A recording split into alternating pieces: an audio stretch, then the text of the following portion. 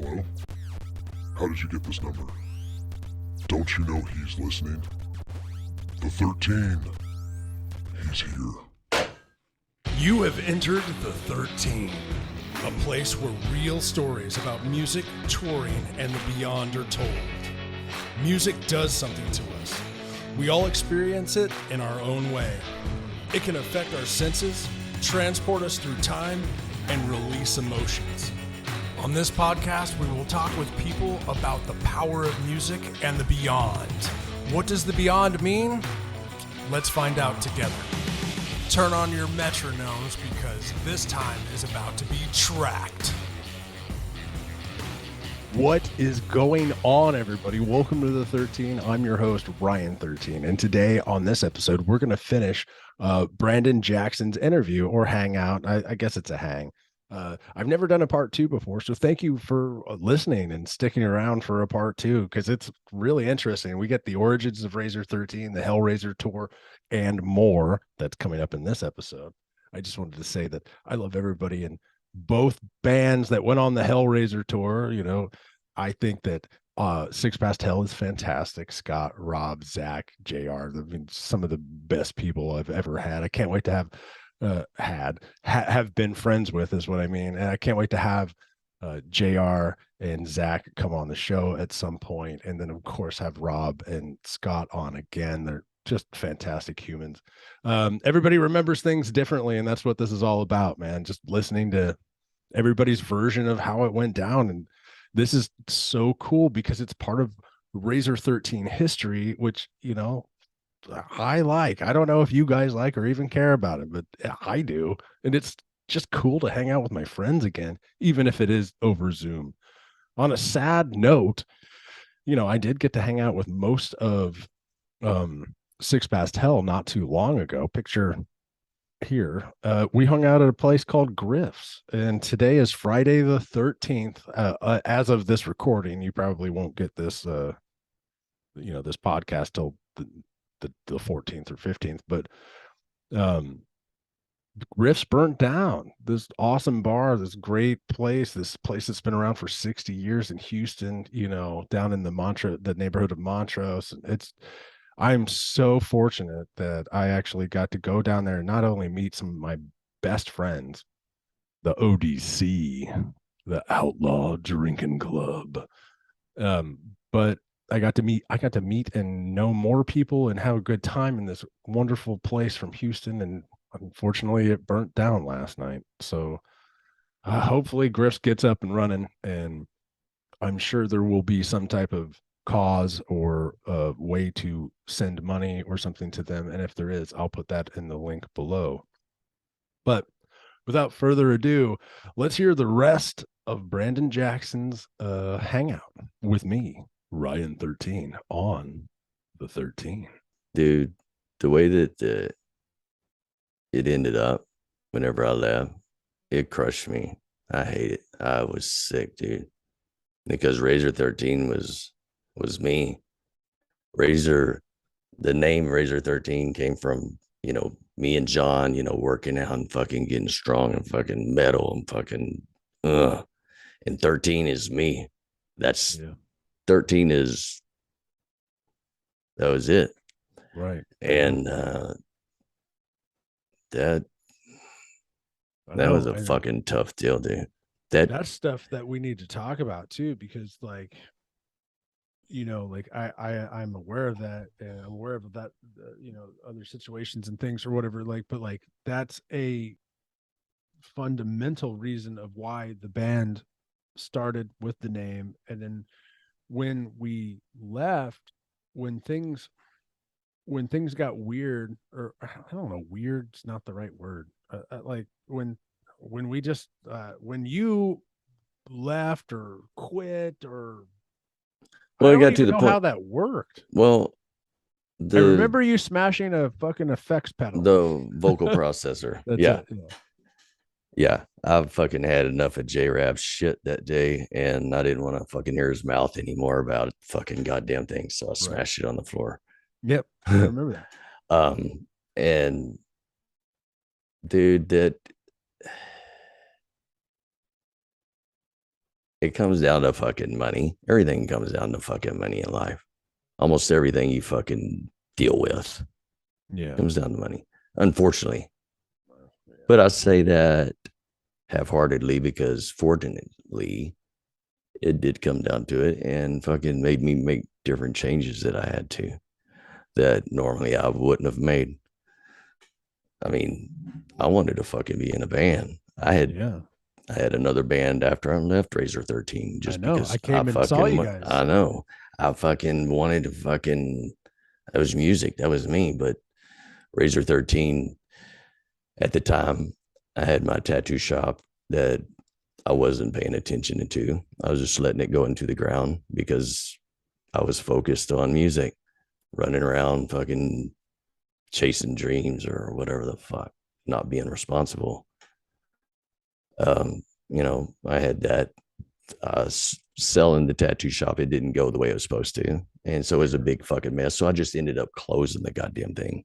Okay. And so financially, I was fucked. I gave up my business to fucking do this. And it's just like, whatever. And, at the time, and I fucking understand things, Scott's trying to do the best he can to fucking take care of everybody or whatever. And, you and J-Rab are in an apartment and shit, fucking on Lakeshore Drive. Yep. Well, I was in the apartment. J-Rab had a room that he never fucking stayed in. Right. And I was dating that chick, Heather. Yeah. And it's like, I just needed some fucking help paying bills. I mean, because he was helping everybody except me. And I always felt like I resented it. I mean, I never understood what it was that I think I do, just because one time at the Tivoli, whenever we played a show at Tivoli Theater in Ardmore. Ardmore. Yeah. I work there all the I stay in hotels there all the time now. Those were some of the funnest fucking shows, dude. Dude, when we played Life Uncertain that first time at that show, and the guys were and girls were all moshing to our ballad. A ballad. That's fucking crazy. And Tim Handshake, whatever his fucking last name was, the dude that always was handshaking people. Dude, this was great. This is so great. That guy was there. Yeah, dude. Anyway, yeah. I have great memories of that facility. We played there a few times. All I needed, I was just trying to get some help to pay bills while we're trying to fucking become a band. And that's what Doc said. Okay, that's what we're doing.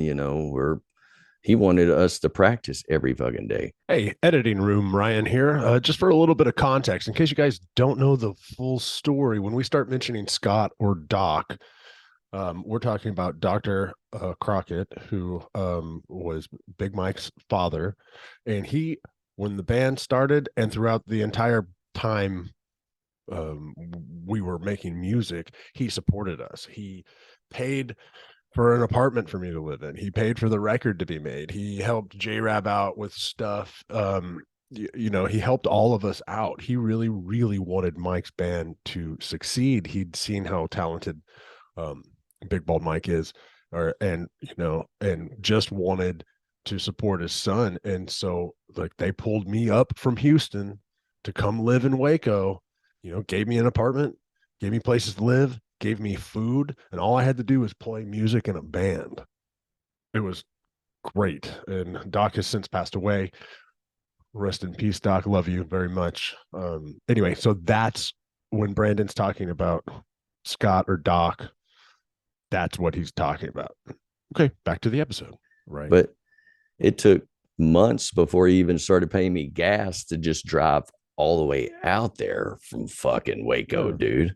Well, I mean, 30-minute drive at least, right? One way. Yeah, one way. And it's like, he just wasn't seeing that, whenever we all got instruments and shit, I say we because we're in a band. Mike got his guitars. He got a bass. J-Rab got his fucking. I got that little thing on top and one of these cabinets. Yeah, absolutely. And a bass. Yeah. And J Rab got his, I don't know how many fucking GMS. $1,000 fucking for, yeah. And so I see all this thousands, for drums and this, and I'm like, Yeah, it cost I'm at just least 800. No, it probably cost $1,000 to get me my stuff too. Yeah, yeah. 100%. And so I went to Doc and I was like, I got a microphone and microphone stand. And I go to Doc, I'm like, dude, all these guys are getting equipment and shit, I just need a little help to fucking pay some bills, Right. I'm not getting anything. And so it's like, fuck, dude. At that point, I'm like, I didn't feel like he was taking it serious, or his ill feelings against me or whatever was going on. I don't know. Because I do know that, he, he liked me and stuff. And, Oh, absolutely. we talked after the band and shit. And whenever I got hurt, and he was my Right. doctor for a bit, uh, it takes a lot to get me uptight now because of Okay. all the shit I've fucking been through. Yeah. All the ways that I've fucking wronged people and the ways people have wronged me and fucking all that shit. And it just eats away at you. And it's funny that you messaged me today, because I was literally laying in bed the other night, probably week and a half, 2 weeks ago, thinking about Razr 13, because that's what I do. I mean, seriously, since I've left the band, it's been it's been rough. And so the other night, because my mind thinks about just all the different things we did all the just different ways of how things went good, how they went bad, how did they go bad, how Sure. certain things happen. And I got to the point where it just, I'm done. I was done with it. I was Yeah. like, in the poster that I keep looking for that she was going to put in a fucking frame, I was like, I'm not even fucking with that, because to me, it seemed like a lot of times that it meant a lot more to me than what everybody else. And I'm not saying that you didn't appreciate anything. What I'm saying is, I felt like, I don't know, it wasn't appreciated. I don't know. It was really difficult to Yeah. see, y'all asking, hey, what should we change the name to? And it's like, whatever. And then y'all are like, we're going to keep the name. And I'm like, why would y'all fucking keep the name? That's me. 13 is me. Razr is John. Why would y'all keep the fucking name? And it just ate at me. I'm like, Yeah. and because I'll think back of the fucking, going to Dallas and going to the LLC thing. And I'm thinking about, it's like, what the fuck, dude? What did I do so wrong that pissed everybody off to the point where I was going to be denied any kind of fucking, because honestly, if Doc would have paid me, I would have stayed out. We'd have been fucking all in. We'd have been kept Yeah. going. It'd have been Right. it. But I'm glad it didn't happen, because I would not be here with my best friend upstairs. Yeah. And that's what I had to fucking kind of look at myself and go, you gotta be done with this shit, bro. Because it's fucking not doing anything.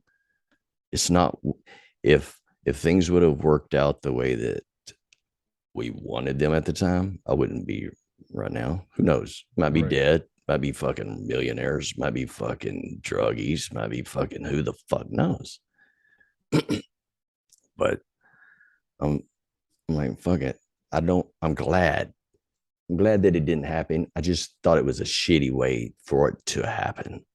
Yeah, like the whole thing went down like way fucking weird on my end. And by the way, everybody, I'm a fucking 20 something year, like early 20s guy when this happened. And had absolutely no idea of how the way the world worked.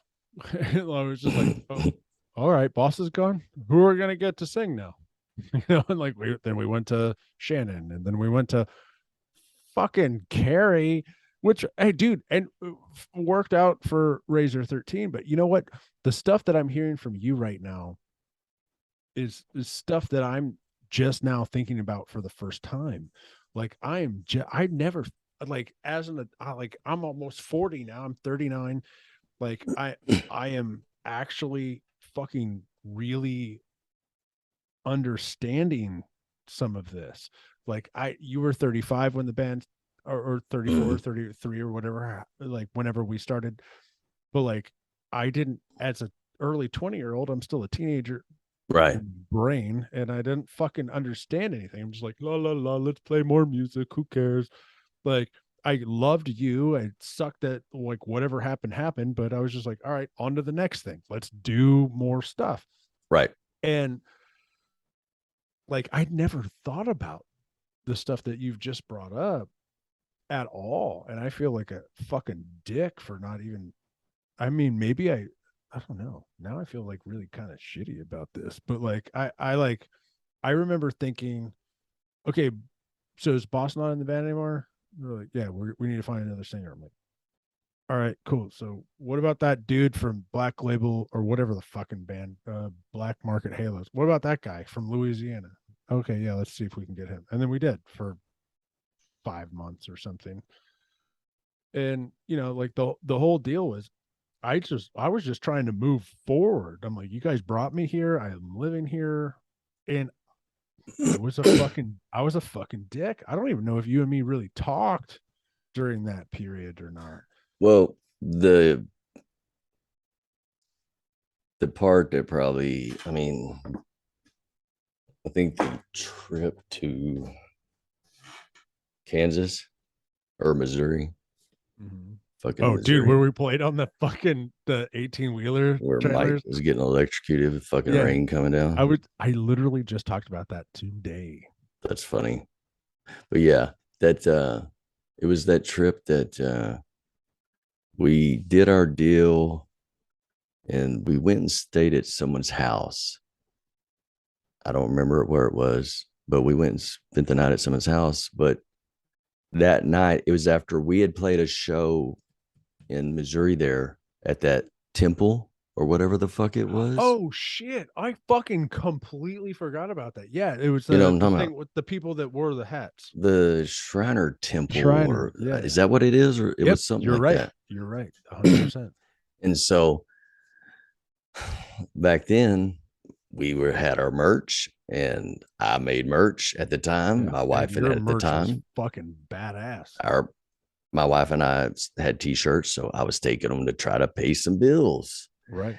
And so Jake, Mike's brother, younger brother, was in charge of that stuff.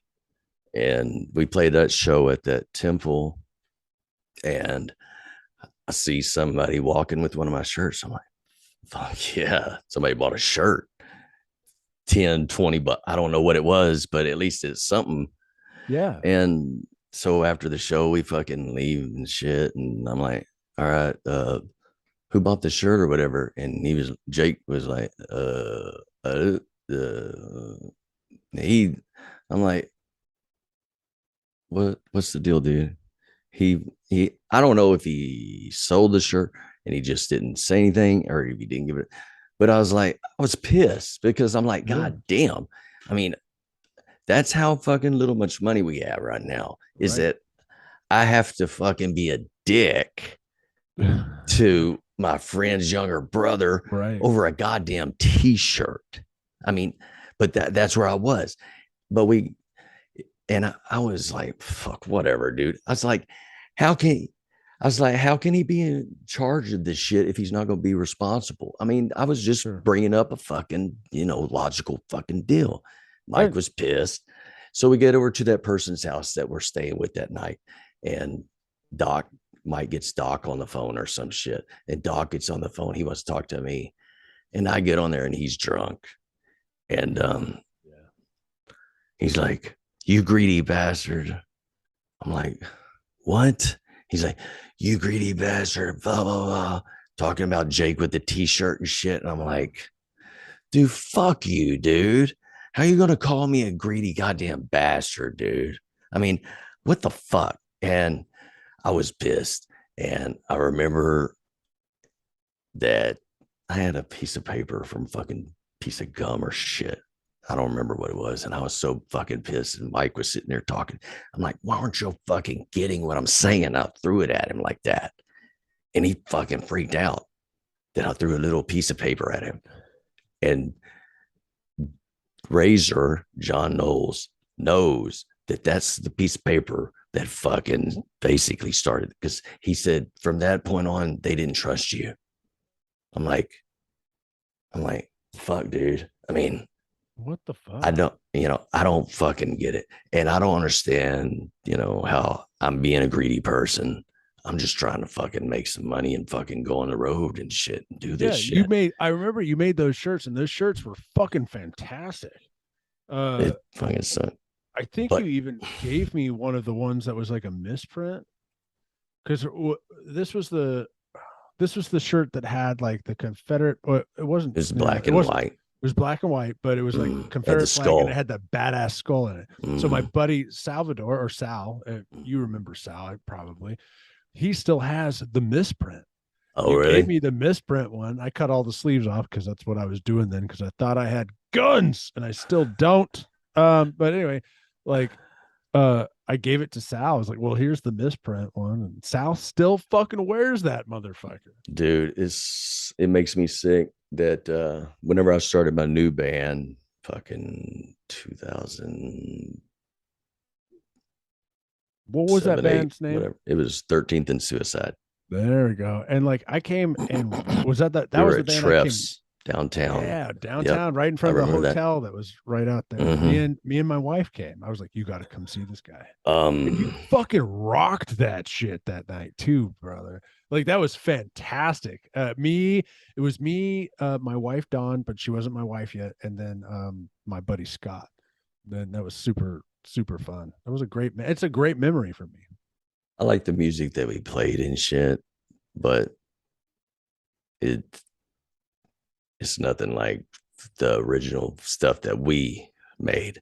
That stuff is what, if I could make music and go do it again and fucking be fucking healthy and fucking do my thing, it would be right back there with fucking the fucking black and white Confederate crowd and fucking, I mean, it'd just be that. It's metal. It was back to my point earlier, whenever I fucking started listening to Pantera and Chris Cornell late in life, which is good because I didn't have a whole bunch of fucking shit that I've heard 1,000 times. It was all new stuff. So I'm like, fucking wow, this shit's awesome.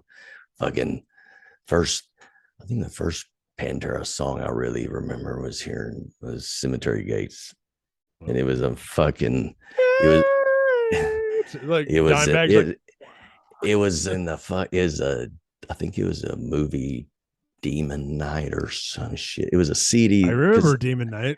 I think it was on that CD or something, because I bought a truck from a kid and he left a CD and it was that fucking CD and I was like, man, Cemetery Gates is fucking insane. But it was whenever I started this, it was just metal, because that's all me and John talked about. We were lifting weights and fucking working out and fucking, we were just. Do you still talk to him? I haven't talked to him and it's been years. I feel like I see him on social media randomly, like very randomly. I'd like to talk to him more, but I don't know anything. I don't know where he's at. I don't even know.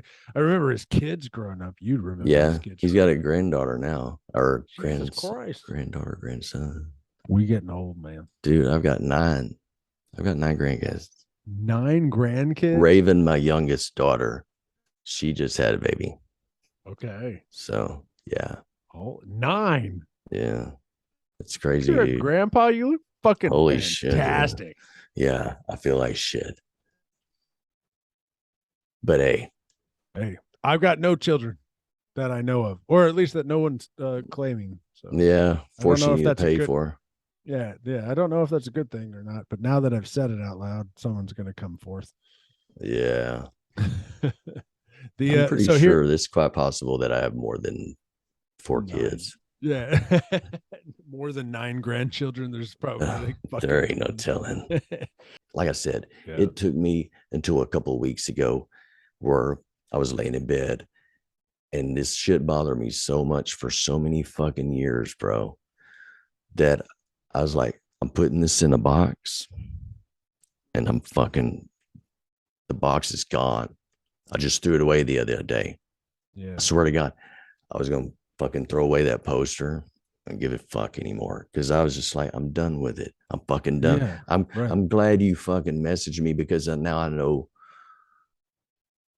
even though things didn't turn out the way they should have, or we would have liked to have had them, it, it's still, I don't think anybody knows how much it meant to me. It feel like I'm right knowing now, it. I'm knowing it right now. Like I I feel always like I'm kind of being thought it in meant my a lot gut to right you. now. I feel a fucking like someone's pulling because I, what the fuck? I don't know, dude.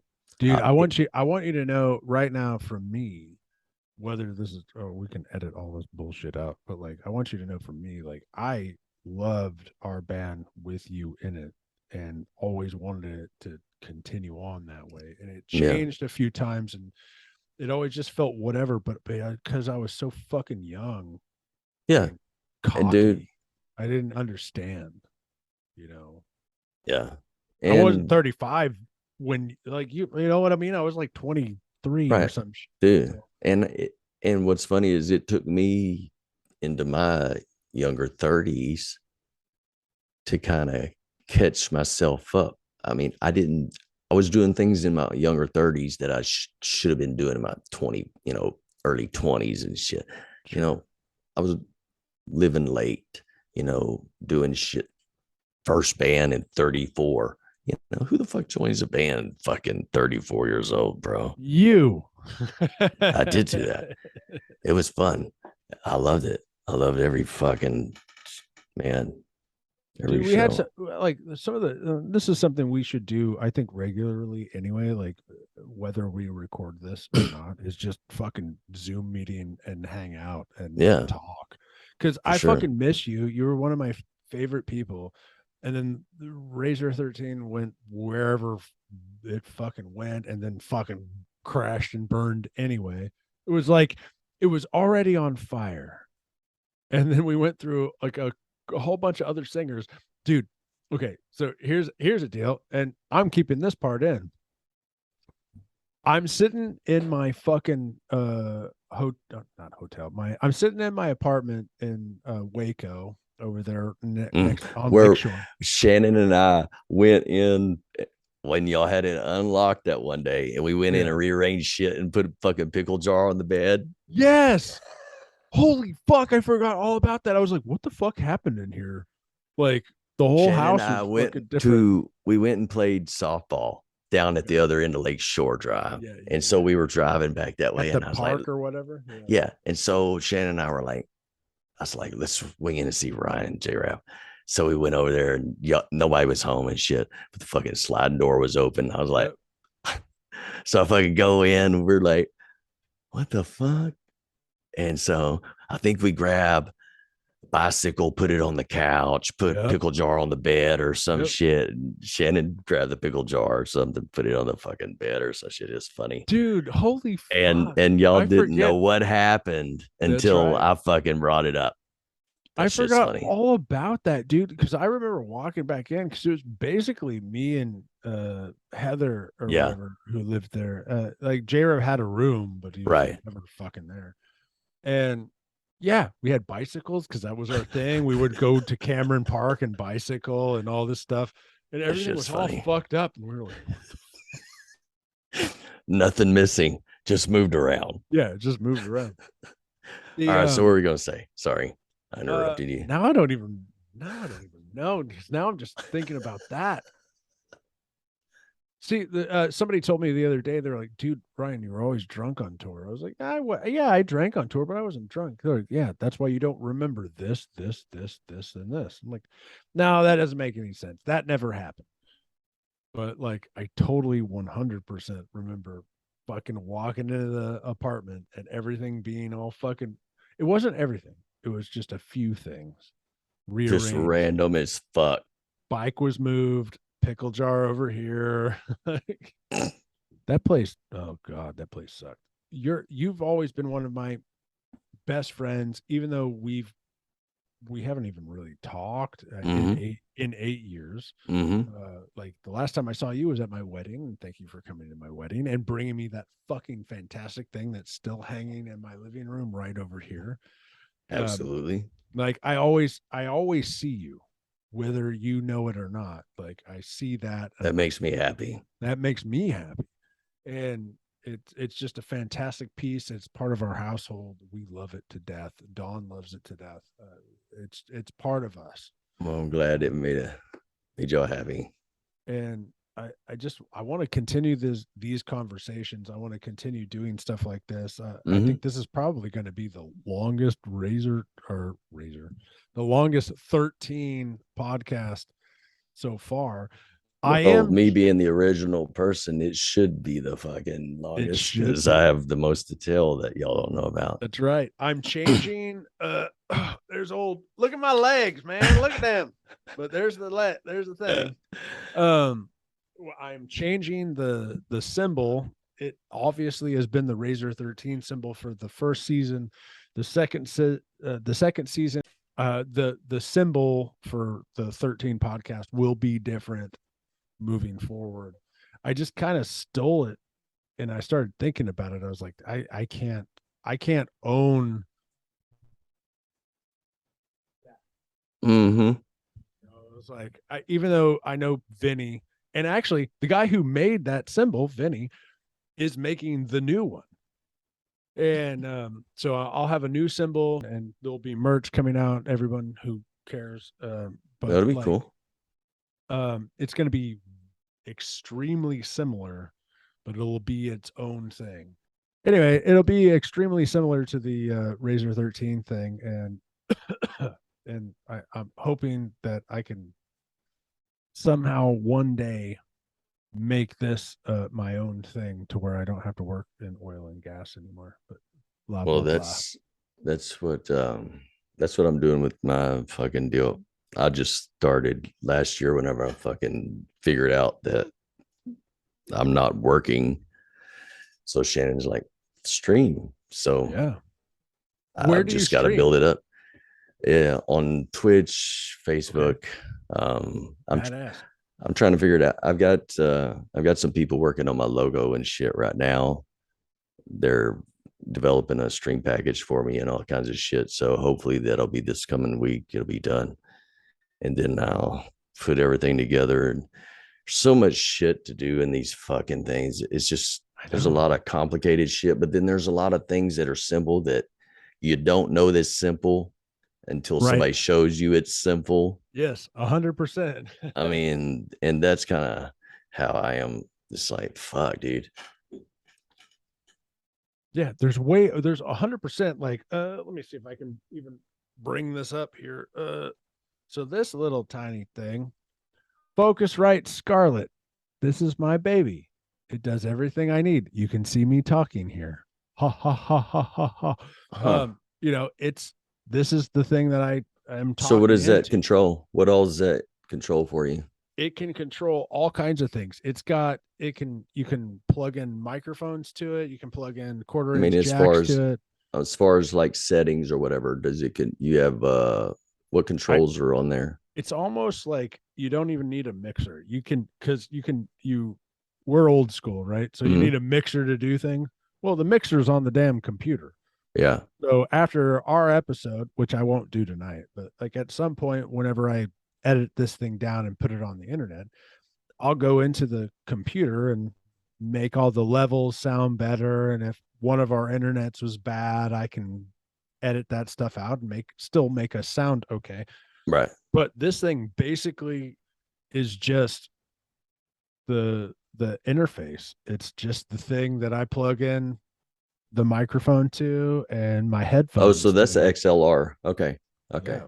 I got And USB mics for sound. And it's and this is plugged into the USB. Oh, how much was that deal? I think $200. But it was a package. So it was that that red cable you saw, not this microphone. There was another microphone and then some headphones or something. I've mixed and matched. I want to get a Shure SM7B microphone. That's really where I want to go. But anyway, long story short, this has been so much fucking fun. I'm just glad you're fucking still here, still kicking it. I got so many friends that aren't, and I'm sure you do too. It's rough out there when you get old. It is. Really sucks. Once you get past 30, it's a little fucky. Yeah, dude, I'm telling you. And that's why whenever I started the band, I was like, I felt like I was still 20 in my 30s because that's why I started it, because I felt good. All right, everybody. This has been the 13. I've been here with Brandon, one of my good friends that I've known for almost 20 years, the original lead singer of Razr 13, the guy who came up with the name. Thanks for joining the 13, and I will see you all soon. Thanks, Brandon. You got it.